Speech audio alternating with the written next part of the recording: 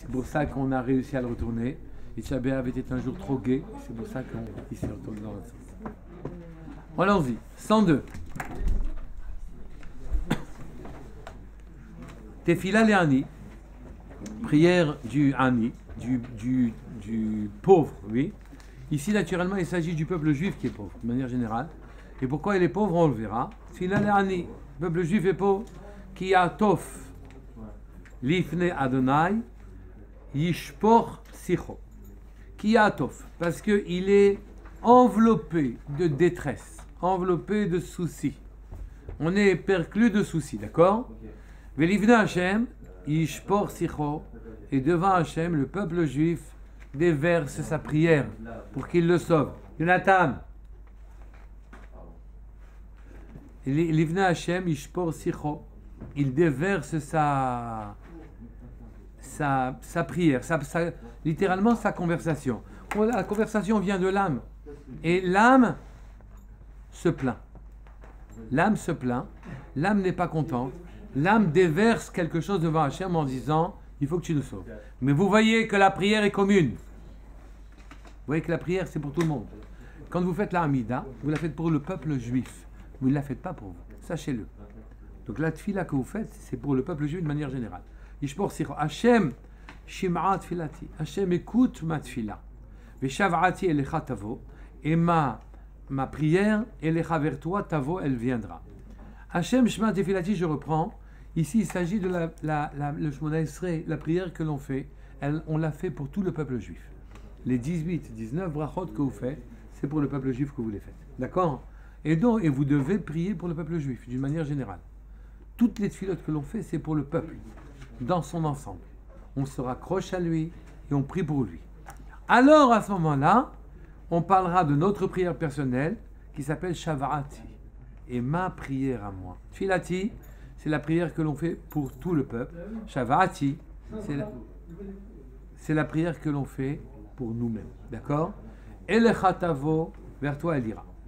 Al taster panecha. Ne voile pas ta face, mimeni, de moi. Et il faut que vous compreniez cette histoire de voiler la face. C'est quelque chose de spécial. C'est Akadosh Baruch Hu, vous ne le voyez plus. Si vous voyez Hachem, vous vous sentez bien. Si vous ne voyez pas Hachem, vous voyez la main d'Hachem, pardon, vous vous sentez bien. Si vous ne voyez pas la main d'Hachem et que vous vous croyez livré au hasard, jeté sur terre, bazardé sur terre, oui. Alors à ce moment-là, hein, vous sentez la détresse. C'est ça qu'on dit Al taster panecha. En vérité, je sais que tu es là. Al taster panecha mimeni. Ne voile pas ta face mimeni de moi. Ne la voile pas de moi. Sous-entendez. Excusez-moi. Al taster mimeni panecha. Panecha mimeni. De moi, ne voile pas ta face. Pour le peuple juif, c'est sûr que tu es là. Mais pour moi, ne voile pas ta face.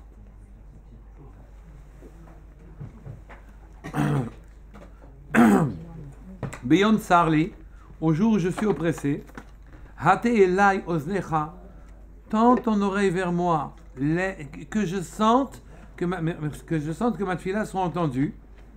Beyond Mekra, au jour où je t'appelle, Ma'er ha'aneni, réponds-moi rapidement. Ki chalou ke'ashan yamai. Car se sont évanouis comme de la fumée mes jours. Le temps glisse entre nos mains comme le mercure échappe au doigt. Oui, on ne peut rien faire. Le temps glisse, d'accord? Chalou, comme une fumée, mon temps s'en va.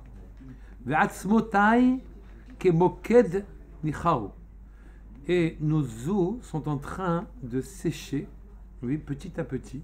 Nos os sèchent, kemoked, comme portés sur l'autel. Nichao. Ici, attendez, je vais vous aller un tout petit peu plus loin tout de suite, oui. C'est qui? C'est sympa, hein? C'est gay. Hein, sympa, hein? Oui, je savais. Oui. Donc, Tefila le Ani, on parle soit du Ani, soit du peuple juif de manière générale. Oui. Et on sent qu'on est proche de s'évanouir. Entendez que la vitalité nous échappe, bien sûr qu'on a suffisamment d'énergie pour survivre, mais pas pour vivre, pas pour comprendre notre vie, d'une manière générale. Oui. Et quand l'âme est enveloppée de détresse et qu'elle est proche de s'évanouir, alors on se met devant Hachem et on dit, regarde, je suis dans la détresse. Regarde Hachem, je suis dans la détresse. Écoute, écoute la tfila, la prière d'un peuple qui est malheureux. Et avant que ne sorte son âme, avant qu'il ne se perde totalement, il prie Hachem, le peuple, en disant je ne sais pas si demain j'aurai les forces même de te prier. Je t'en prie, rapidement, sors-moi de là. Et on est en train de parler mitpalel à la galoute, dit le Malbim. Qu'est-ce que ça veut dire mitpalel à la galoute? Ça veut dire je n'arrive pas à voir Dieu sur terre. Et quand je ne peux pas voir Dieu sur terre, je me retrouve sans lumière, pas sans clarté, d'accord, mais sans lumière, sans direction. Je suis comme un fétu de paille abandonné au vent. Et je ne peux pas vivre comme ça, c'est pas possible. Donc je demande, fais quelque chose. Ouvre, ne voile pas ta face. Oui, parce que sinon, je vais être avalé par le néant. On est avalé par le néant très rapidement. Oui. Vous pouvez poser une question? Oui. Qu'est-ce qui fait qu'on arrive à cet état-là, à part la colère? Pratiquement, tant qu'on ne recherche pas la lumière, on descend. La colère nous fait descendre simplement beaucoup plus rapidement. Parce qu'elle nous fait changer d'état. On n'a plus de maîtrise. Il n'y a pas que la colère. La colère est terrible. La colère contre tout. N'importe quelle colère nous fait perdre nos marques.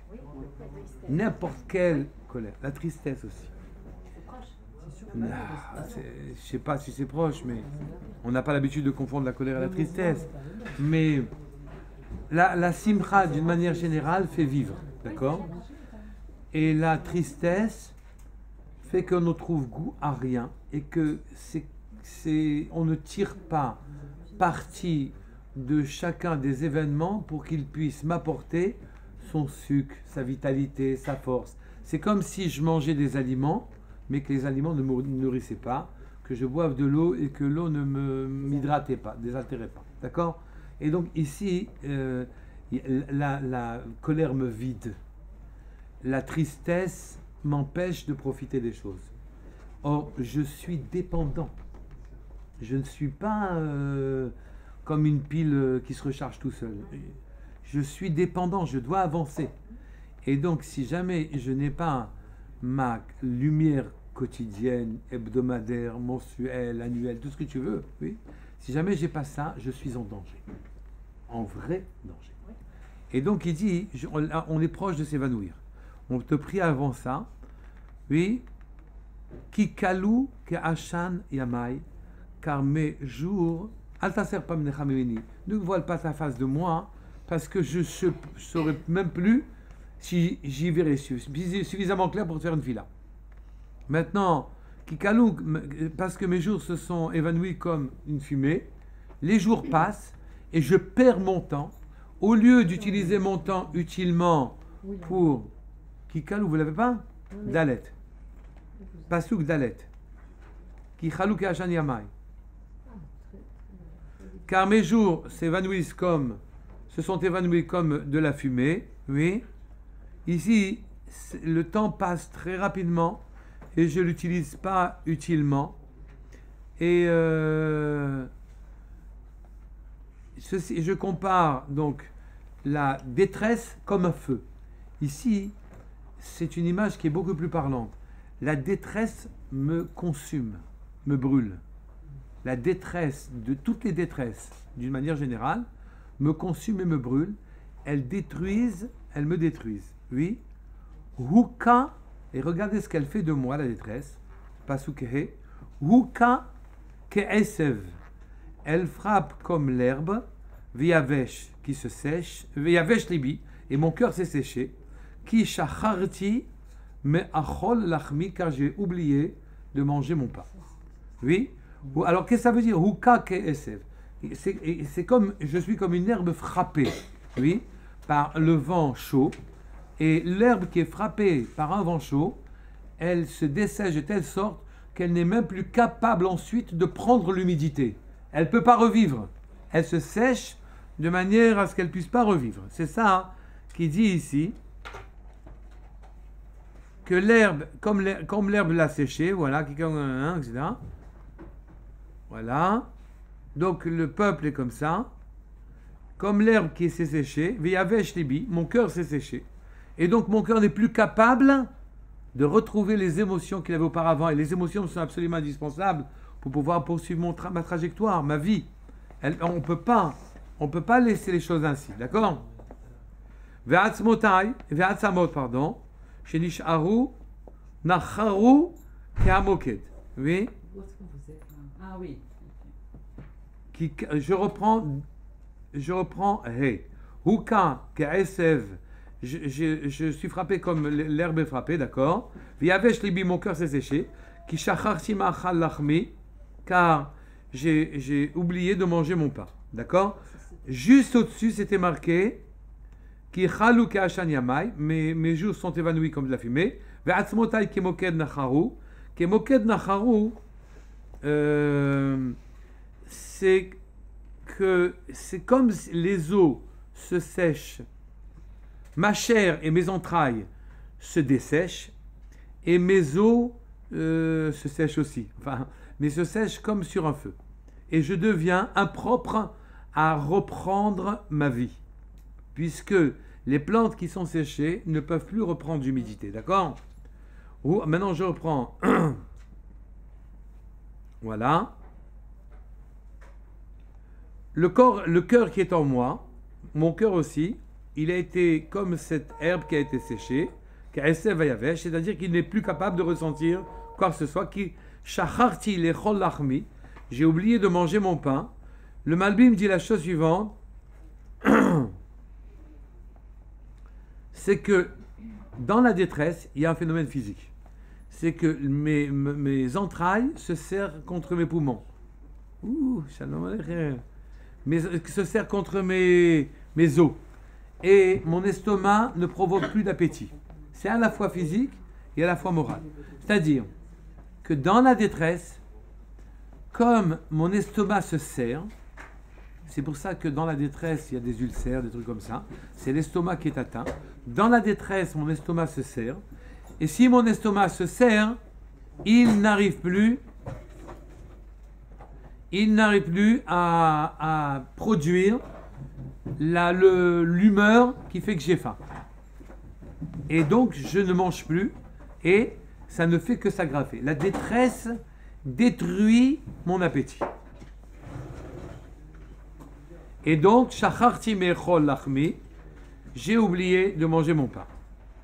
Mikol anchati davka atzmi ul psari. D'accord?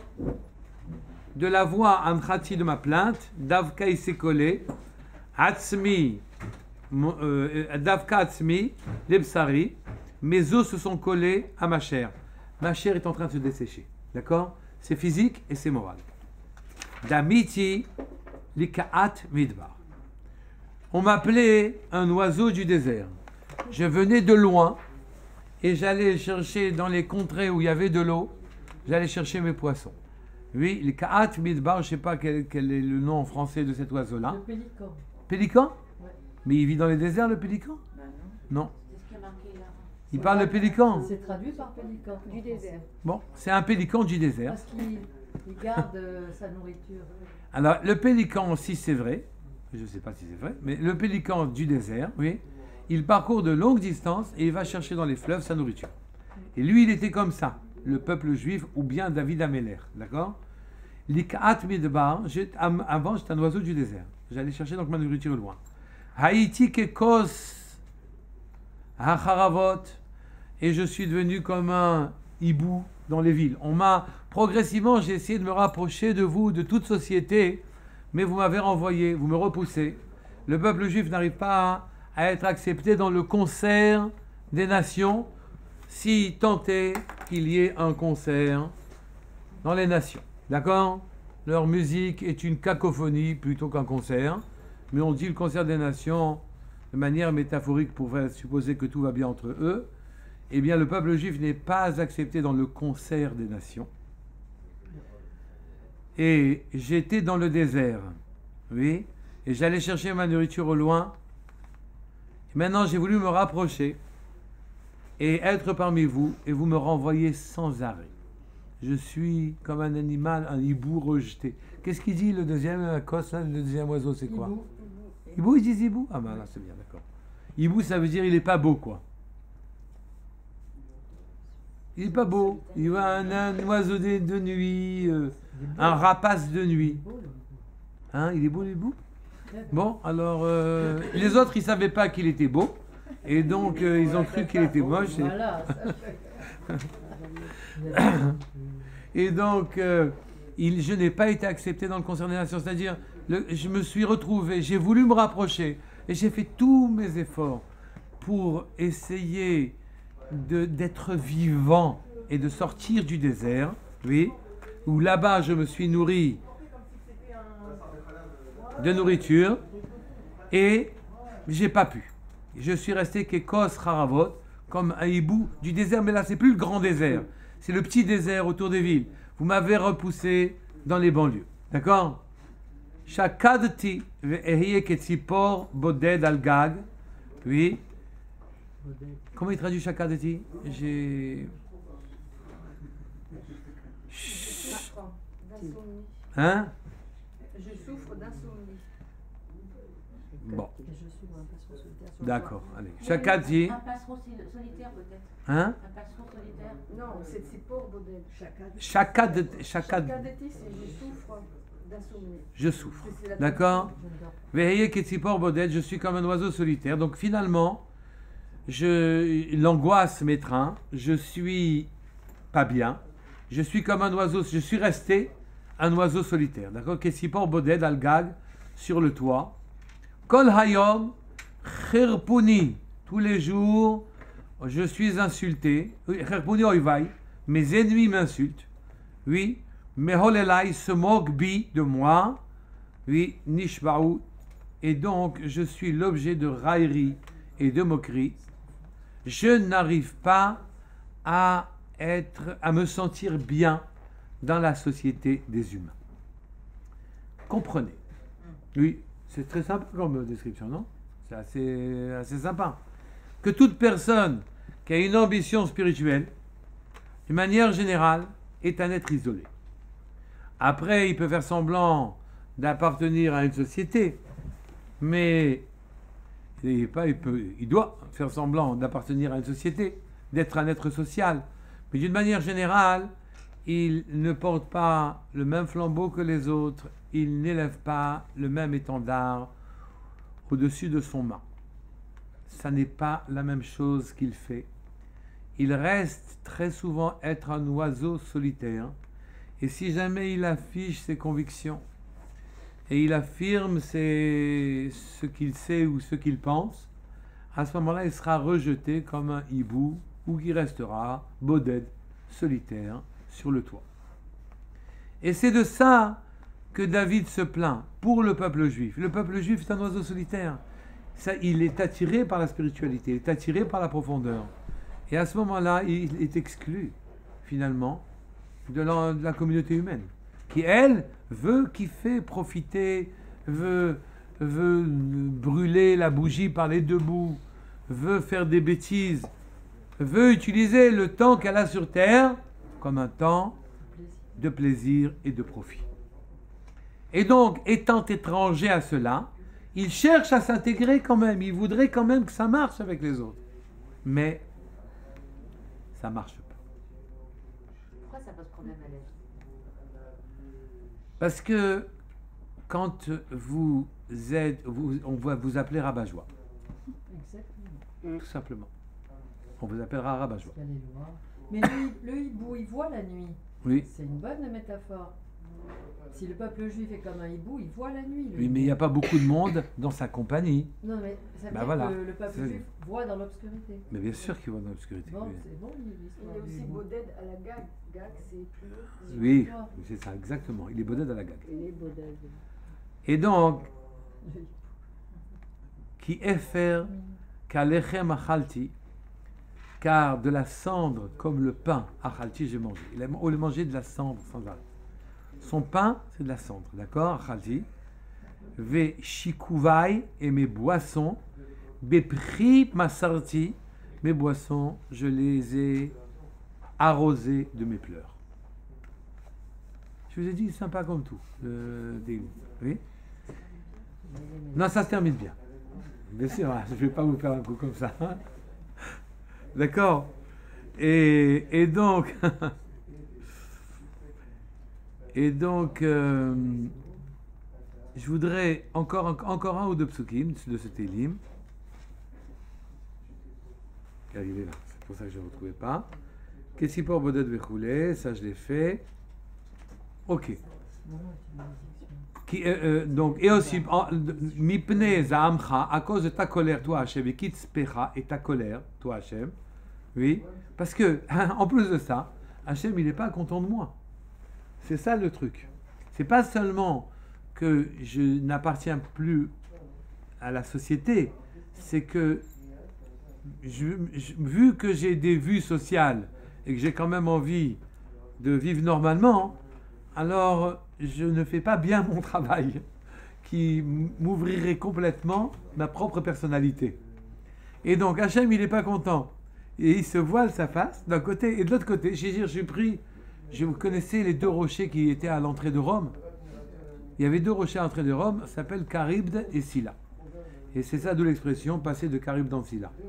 Tu fonces pour rentrer dans Rome, tu rencontres Charybde, et quand tu as évité Charybde, tu risques de rencontrer Scylla. D'accord? C'est ça aller de Charybde dans Scylla. Ça va de mal en pis, généralement, oui.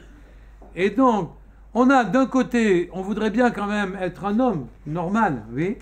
On aime la normalité, on veut être normal, d'accord?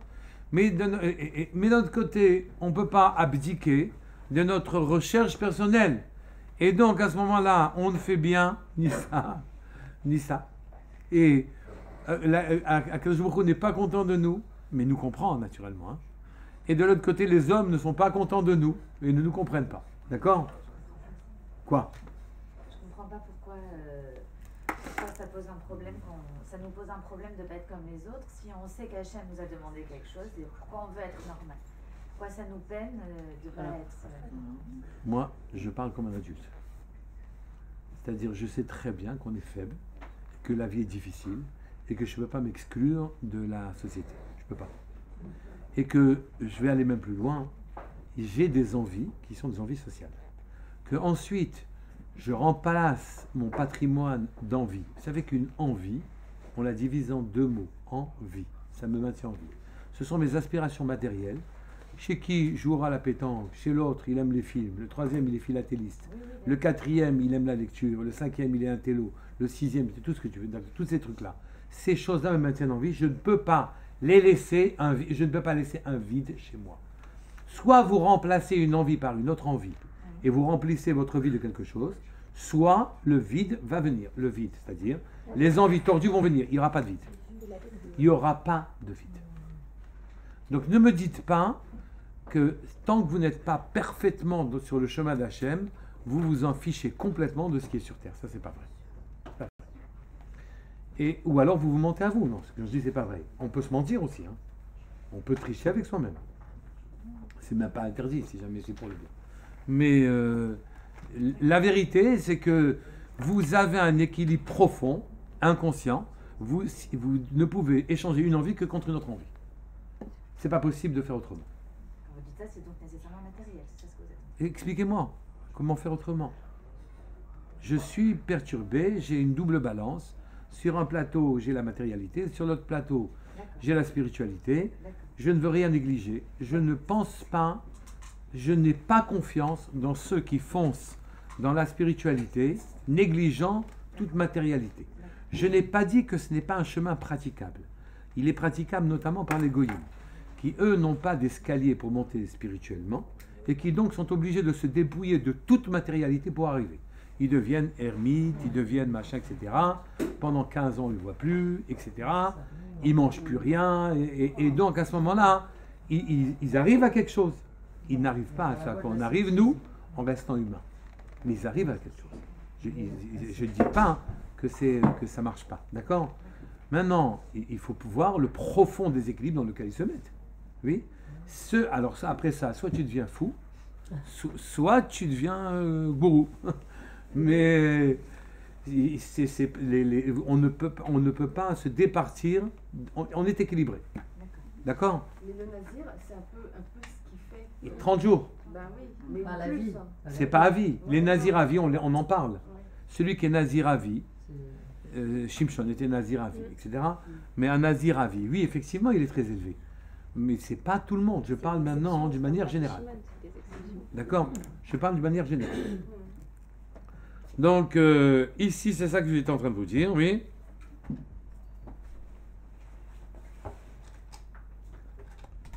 Donc, j'étais parmi eux un homme qui souffrait et tout le monde se moquait de moi.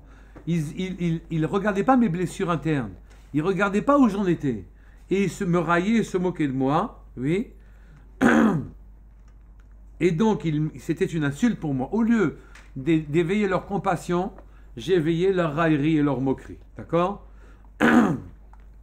Et moi, je ressentais le khorban, la destruction dans laquelle le monde se tenait. Je ressentais la destruction dans laquelle le monde se tenait. Le monde que vous voyez est un monde sans lumière, sans compréhension, qui semble ne même pas avoir de direction. D'accord? Donc moi, je sentais ça d'un côté.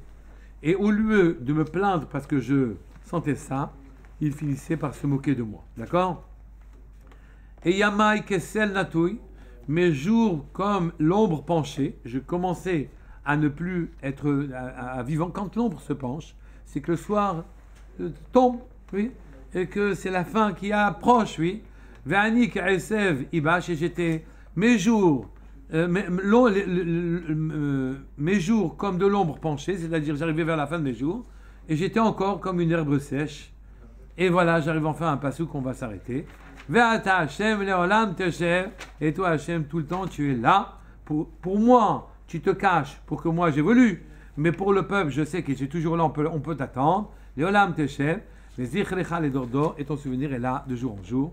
On fera le bon côté, Bezrat Hashem, la semaine prochaine. Voilà. On fait une petite pause et on aborde tout de suite Il y a autre chose. un passage que mon nom est une malédiction. Vous ne l'avez pas abordé. On sait que, par exemple, pour les Arabes, pour s'insulter, ils se traitent de juifs. Oui. Mais Donc mon nom est une malédiction pour les peuples. ouais. Ceux qui sont en rage contre moi